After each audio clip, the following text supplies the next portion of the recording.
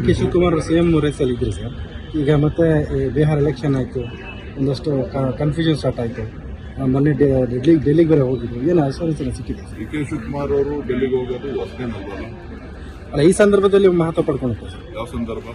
ಈಗ cabinet extend ಆಗ್ತಿದೆ, ಇವತ್ತು ನಾಳೆಗೆ 2 ವರ್ಷ ಕಂಪ್ಲೀಟ್ ಆಗ್ತಿದೆ. 2.5 ವರ್ಷ ಆಗಿದೆ ನಮ್ಮ ಸರ್ಕಾರಕ್ಕೆ, 2.5 ವರ್ಷ ಆಗಿದೆ. ಅದ್ರ ಬಗ್ಗೆ ಏನು ನಮ್ಗೆ ಸಂತೋಷ ಇದೆ.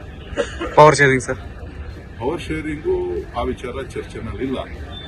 ನಮ್ಮ ಸರ್ಕಾರ ಆಡಳಿತದಲ್ಲಿದೆ. ನಾವು ಜನರಿಗೆ ಕೊಟ್ಟಿರ್ತಕ್ಕಂಥ ಭರವಸೆಗಳ ಬಗ್ಗೆ ನಾವು ಗಮನ ಹರಿಸ್ತಾ ಇದ್ದೇವೆ. ಉತ್ತಮವಾದ ಆಡಳಿತವನ್ನು ಕೊಟ್ಟು ಜನರಿಗೆ ಏನು ಮಾತನ್ನ ಕೊಟ್ಟಿದ್ದೇವೆ ಆ ಮಾತಿನಂತೆ ನಾವು ನಡ್ಕೋಬೇಕು ಅನ್ನೋದು ನಮ್ಮ ಉದ್ದೇಶ. ಸಾಕಷ್ಟು ಪೂಜೆಗಳು, ಹೋಮ ಹವನ ಎಲ್ಲ ನಡೀತಾ ಇದೆ ಸರ್. ಸ್ಪೆಷಲಿ ಕುಣಿಗಲ್ಲಲ್ಲಿ ಜಾಸ್ತಿ ನಡೀತಾ ಇದೆ ಸರ್. ಅದು ಅವರವರ ಅಭಿಮಾನಿಗಳು ಬೇಕಾದಂಗೆ ಮಾಡ್ತಾ ಇರ್ತಾರೆ, ಒತ್ತಾಯ ಮಾಡ್ತಾ ಇರ್ತಾರೆ.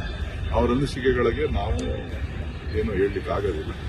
ಏನೇ ಇದ್ರೂ ಕೂಡ ಅದು ಪಕ್ಷ ತೀರ್ಮಾನ ಮಾಡ್ತದೆ, ಮುಖ್ಯಮಂತ್ರಿಗಳು ತೀರ್ಮಾನ ಮಾಡ್ತಾರೆ. ಸಿಎಂಗೆ ಸಾಕಷ್ಟು ಜನ ಸಿಎಂ ಆಗಬೇಕು ಡಿ ಕೆ ಶಿವಕುಮಾರ್ ಅಂತ ಕೇಳ್ತಿದ್ದಾರೆ.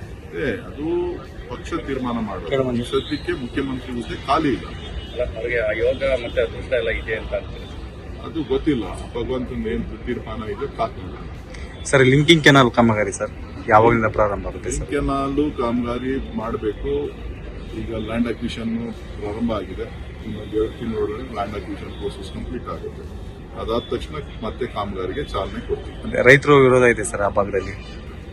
ಕುಣಗಲ್ ತಾಲೂಕಿನವರೆಲ್ಲರೂ ಕೂಡ ಅದಕ್ಕೆ ಹೋರಾಟಕ್ಕೆ ಸಜ್ಜಾಗಬೇಕು, ಪಕ್ಷಾತೀತವಾಗಿ. ಪುನರ್ರಚನೆ ಆಗುತ್ತೆ ಅದು ಗೊತ್ತಿಲ್ಲ.